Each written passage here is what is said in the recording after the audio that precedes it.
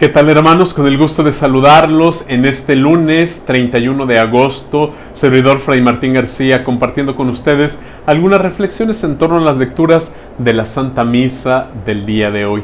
Así pues, comenzamos escuchando la lectura de la primera carta del apóstol San Pablo a los Corintios. Hermanos, cuando llegué a la ciudad de ustedes para anunciarles el Evangelio, no busqué hacerlo mediante la elocuencia del lenguaje o la sabiduría humana, sino que resolví no hablarles sino de Jesucristo, más aún de Jesucristo crucificado. Me presenté ante ustedes débil y temblando de miedo. Cuando les hablé y les prediqué el Evangelio, no quise convencerlos con palabras de hombre sabio. Al contrario, los convencí por medio del Espíritu y del poder de Dios, a fin de que la fe de ustedes dependiera del poder de Dios y no de la sabiduría de los hombres. Palabra de Dios, te alabamos, Señor. Muy queridos hermanos, me gustaría, junto con la lectura de esta primera carta de San Pablo a los Corintios, resaltar un aspecto fundamental de la experiencia humana, pero a veces un aspecto al que le tenemos bastante miedo.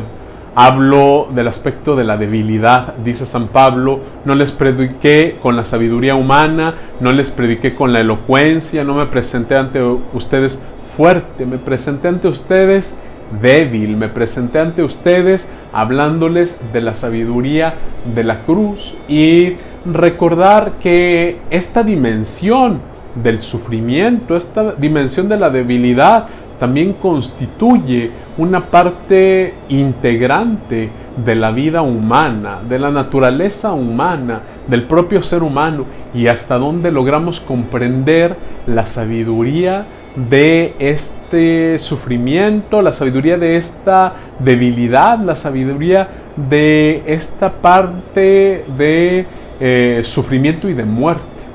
Porque nuestro Señor Jesucristo nos ayuda justamente a través del misterio de la cruz a saber caminar en la fe, a saber mantenernos siempre en la fe y en el bien llevado hasta sus últimas consecuencias, y nos enseña a caminar confiados siempre en la voluntad de Dios. Estamos en un tiempo de muchas preguntas, estamos en un tiempo de sufrimiento, estamos en un tiempo de debilidades, estamos en un tiempo de cruz. Cómo nosotros aprendemos justamente de esta sabiduría de Dios a caminar a través de la fe, a través de la fuerza, a través de ese compromiso en el bien, llevado hasta el extremo de sus últimas consecuencias, es decir, hasta el momento mismo de la entrega de nuestra vida a Dios, y decirle con fe, con entereza, con profunda convicción de nuestra parte: creo en ti y en ti pongo mi espíritu y a ti lo encomiendo. De ti recibí mi vida y de ti espero volverla a recobrar. Tarea para realizar, medios para aprender en medio de estos tiempos de pandemia, en medio de estos tiempos difíciles. Ahora, hermanos, los invito a escuchar el Evangelio según San Lucas. En aquel tiempo Jesús fue a Nazaret, donde se había criado, entró en la sinagoga, como era su costumbre hacerlo los sábados, y se levantó para hacer la lectura.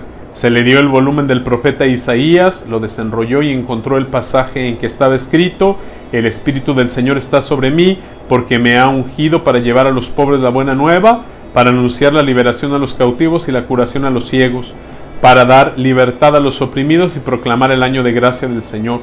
Enrolló el volumen, lo devolvió al encargado y se sentó. Los ojos de todos los asistentes a la sinagoga estaban fijos en él. Entonces comenzó a hablar diciendo: hoy mismo se ha cumplido este pasaje de la Escritura que acaban de oír. Todos le daban su aprobación y admiraban la sabiduría de las palabras que salían de sus labios, y se preguntaban: ¿no es este el hijo de José? Jesús les dijo: seguramente me dirán aquel refrán: médico, cúrate a ti mismo y haz aquí en tu propia tierra todos esos prodigios que hemos oído que has hecho en Cafarnaúm. Y añadió: yo les aseguro que nadie es profeta en su tierra. Había ciertamente en Israel muchas viudas en los tiempos de Elías, cuando faltó la lluvia durante 3 años y medio y hubo un hambre terrible en todo el país. Sin embargo, a ninguna de ellas fue enviado Elías, sino a una viuda que vivía en Sarepta, ciudad de Sidón. Había muchos leprosos en Israel en tiempos del profeta Eliseo. Sin embargo, ninguno de ellos fue curado, sino Naamán, que era de Siria. Al oír esto, todos los que estaban en la sinagoga se llenaron de ira, y levantándose lo sacaron de la ciudad y lo llevaron hasta un precipicio de la montaña sobre la que estaba construida la ciudad para despeñarlo, pero él, pasando por el medio de ellos, se alejó de allí. Palabra del Señor. Gloria a ti, Señor Jesús.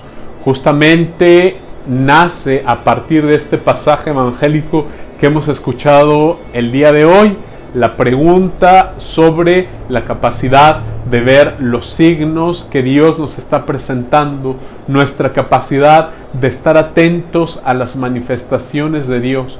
Dios nunca se detiene, Dios nunca deja de manifestarse. La obra de Dios es constante. Suelo decir yo, la obra de Dios es un presente continuo, es decir, nunca tiene fin, está constantemente haciéndose, rehaciéndose, recreándose y manifestándose. Pero nosotros a veces, enceguecidos, ofuscados por tantas situaciones a las que prestamos atención, a veces nos olvidamos de ver la presencia, los signos evidentes que Dios nos está presentando. Hermanos, abramos nuestro entendimiento, abramos nuestros ojos, abramos todos nuestros sentidos para ver esas acciones de Dios realizándose aún en medio de las situaciones más difíciles. Es complejo ver, lo señaló nuestro Señor Jesucristo. De seguro me dirán: médico, cúrate a ti mismo y haz las obras aquí, haz las mismas obras que has hecho en Cafarnaúm, que has hecho en otros lugares. Están viendo mi persona, están viendo mi presencia y no creen.